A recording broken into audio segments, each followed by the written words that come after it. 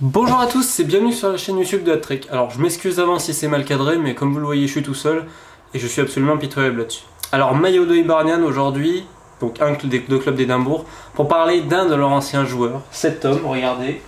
Alors ça vient de Backpace, le magazine de foot rétro en anglais. C'est George Best. Et oui, George Best n'a pas joué que à Manchester United, il a fini sa carrière dans la plus belle des villes, à Édimbourg. Alors en fait ça c'était un article sur la maison grotesque que Best avait fait, qui lui avait attiré plein d'ennuis. Ça c'est génial. Et pourquoi je vous parle de George Best aujourd'hui? Alors faites pas attention à mes marque-pages pitoyables.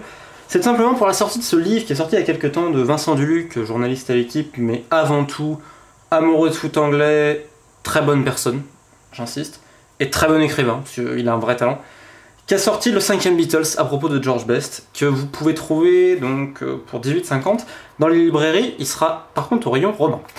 Bon, on se plaint souvent, et je me plains souvent, du manque de qualité dans la presse française et également dans le domaine de l'édition.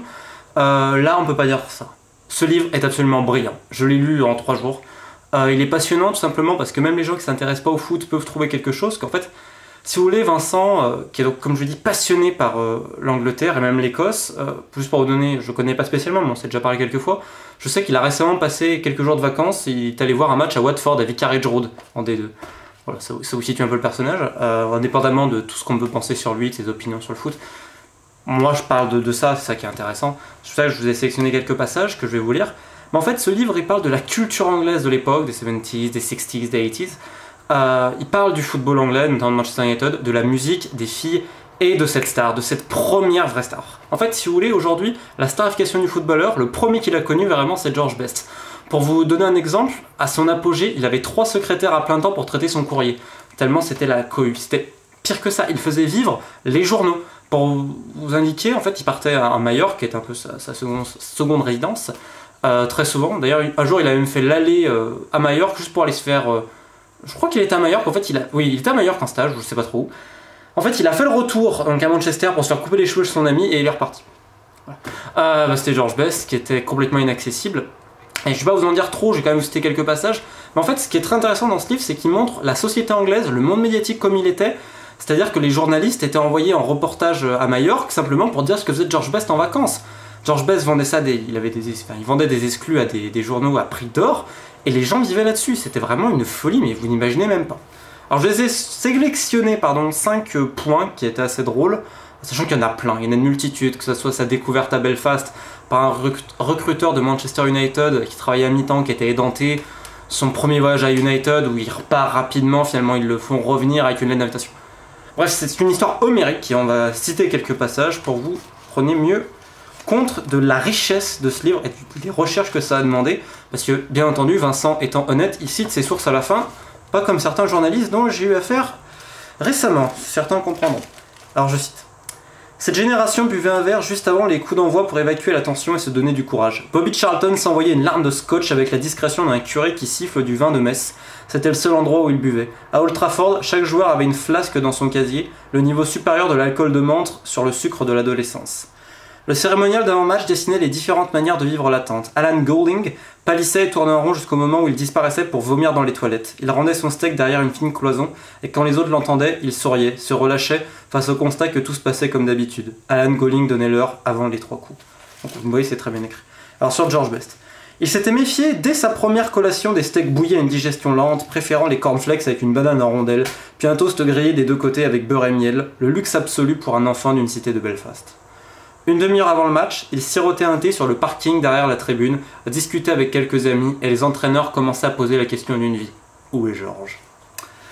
Ça, je trouve ça assez drôle. Sinon, alors là, sur le foot culture, certains connaissent peut-être Ron Chopper Harris, un des plus grands hardmen de tous les temps, qui était à Chelsea. Rien d'extrait. Ce soir-là, à Stamford Bridge, il avait découvert Ron Chopper Harris, le hachoir, une brutasse de première qui remontait à chacune de ses interventions la hauteur de la coupe avec l'espoir, sans doute, de finir au niveau des cheveux pour rectifier la gueule d'ange. Chopper avait même osé hacher menu Sir Stanley Matthews, la figure de l'Angleterre, footballeur professionnel à plus de 50 ans, un vieux monsieur buveur d'eau, et c'était comme s'il s'en était pris un membre de la famille royale. Les survivants avaient rapporté son dialogue avec l'arbitre. « Il va bien, monsieur l'arbitre !»« Non, il est sorti en boitant !»« C'est pas moi, c'est l'arthrose. » J'ai trouvé ce passage absolument génial. Imaginez le mec dire ça de sang-froid à l'arbitre, c'est génial. Alors, quel est ce passage là que je vous ai mis Ah oui, voilà. Parce qu'en fait, il avait une cohue, comme je vous dis, qui partait avec lui aussi d'amis. Alors, il disait un jour qu'il n'avait pas couché avec Susan George, du moins pas cet été-là. Tout le monde pensait qu'il avait menti, mais s'il l'avait fait, les autres l'auraient entendu. Tous ses copains de tir en Espagne avaient le même cri de ralliement. Ils hurlaient Geronimo au moment de l'orgasme, pour que tout le monde en profite, pour que les autres sachent, et quand ils entendaient le cri dans la nuit, les autres applaudissaient.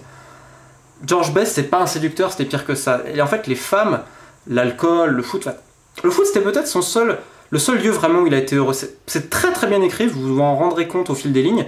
Alors, bien sûr, Vincent décrit la déchéance à la fin de George Best, mais il fait pas ça. Et en fait, c'est très drôle, c'est Hitchcockien carrément avec les femmes.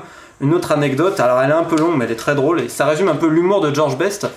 Également, sa personnalité est très complexe, c'était quelqu'un de taciturne qui parlait peu, mais quand il parlait pas pour rien dire. C'est-à-dire qu'il pouvait parler des heures du conflit sur l'Irlande, pour espérer une réunification, et je crois que si je dis pas de bêtises, un peu dans la fin de sa vie, il avait un pub un peu favori à Londres, et en fait il faisait souvent les mots croisés et tout ça, et pour trouver l'affluent du fleuve Niger, il avait pris un taxi direct, il avait fait 2 heures pour aller jusqu'à la bibliothèque nationale, parce qu'il savait qu'il pouvait trouver la réponse dans un livre.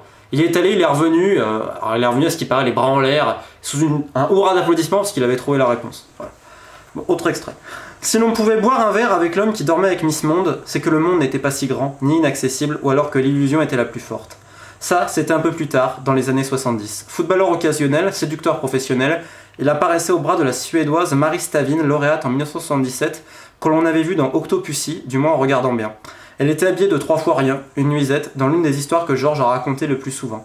Ils étaient allés au cinéma, s'étaient arrêtés dans un restaurant, au casino, avaient gagné beaucoup, étaient rentrés à leur hôtel du quartier de Bloomsbury, avaient jeté leurs gains et leur habit sur le lit, et, 1 heure après, avaient commencé à manger.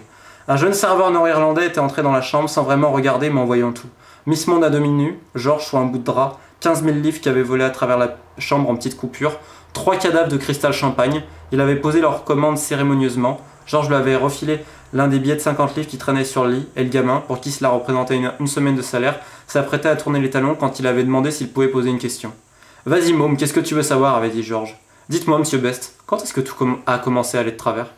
Il existait une autre version, elle mettait en scène un vieux vendeur de journaux dans le vent d'Édimbourg. George s'était arrêté au volant de sa Saab Turbo, avait baissé sa vitre, il écoutait Fleetwood Mac, et le vendeur lui avait demandé pourquoi il avait tout gâché. C'était le problème avec les versions de George, elles venaient toutes de lui, impossible de savoir à quel moment il avait dit la vérité, et si seulement il y en avait une. Mais il préférait l'histoire de Miss Monde, des 15 000 livres et du cristal champagne. Parfois, il comptait en dollars, délocalisait l'histoire à Las Vegas, mais c'était toujours un paddy, un jeune serveur irlandais qui lui posait la question d'une vie. Il ne l'aurait accepté de personne d'autre, ni dans la vie réelle, ni dans l'histoire qu'il rapportait. Et dernier passage, donc sportif, c'est à la fin de sa carrière, on va dire quand il est vraiment au crépuscule, il s'entraîne plus trop, qu'il est parti un peu de partout, il a fait les États-Unis, il a fait Hibernian, il a fait plein d'autres choses. Je sais, c'est un chewing-gum, magnifique marque-page. Donc je rappelle que George Best est nord-irlandais, ok. L'Irlande du Nord, c'est l'enfant pauvre du football britannique en matière de football. Vraiment, vous imaginez même pas. En 1976 et 1977, il fallait éliminer les Pays-Bas de Johan Cruyff, donc. L'Irlande n'y parviendrait pas, mais George, bon sang George, à Rotterdam, au match aller, avait tourmenté les meilleurs joueurs mondiaux de ces années-là, ces Hollandais volants et arrogants. Il avait une blessure qui peinait à cicatriser, le remplacement de sa statue de cire au musée Madame Tussaud de Londres par celle de Cruyff en 1973, comme si le talent et la grâce à cheveux longs étaient interchangeables. Dans le car vers le stade de Rotterdam, où les journalistes de ces temps-là avaient la liberté de s'asseoir pour vivre l'événement, dans la proximité de ses acteurs, il leur avait annoncé « Bravache, dès que j'aurai le ballon, je foncerai sur Cruyff, où qu'il soit sur le terrain, et s'il faut le traverser, il me verra arriver de loin. » Il l'avait fait. Le ballon lui collait au pied et ressuscitait le souvenir de sa légèreté. Il avait rendu le Hollandais volant à la seule attraction terrestre qui vaille, la sienne. Et juste après l'avoir dépassé, il avait serré le poing comme un enfant, dans l'oubli de son déclin avancé de trentenaire rongé. À la tête de son équipe de prêts réclamés sur la carte du football britannique des divisions inférieures, George avait mené l'Irlande à l'exploit d'un match nul 2-2, qui sonnait comme la réplique des séismes personnels très anciens, un écho inespéré mais finissant. Quelle meilleure fin, on va dire, pour ce livre, sachant qu'il raconte jusqu'à la mort de Best, qui a été élu Ballon d'Or, qui a été un des plus grands footballeurs de tous les temps, on peut le dire, à un personnage. Donc voilà, le 5e Beatles, il y avait une photo là de George Best que vous trouverez, je rappelle au rayon roman, alors 18,450, certains vont trouver peut-être ça cher parce qu'il y a combien de pages? Il y en a quand même, il y en a quand même 220, quoi, c'est ça, ouais, quasiment 230 quasiment. C'est donné à ce prix-là parce que c'est un bonheur, tout simplement. Et comme je vous le dis, on se plaint souvent, moi le premier, qui a pas cette qualité. Alors là, profitons-en, c'est même pas parce que c'est du football britannique et qu'il y a un Nord-Irlandais et que je suis amoureux de Belfast en ce moment, je sais pas pourquoi, je suis jamais allé. mais bientôt. Mais vraiment, c'est quelque chose. Donc bravo Vincent Duluc, bravo Georges Best, et puis je vous souhaite de bonnes vacances, à lire sur un transat, ou pas si vous êtes à Édimbourg, ou en Indonésie comme moi. Je vous dis à très bientôt, et je vais éteindre ça de manière complètement piteuse, mais c'est les moyens du bord.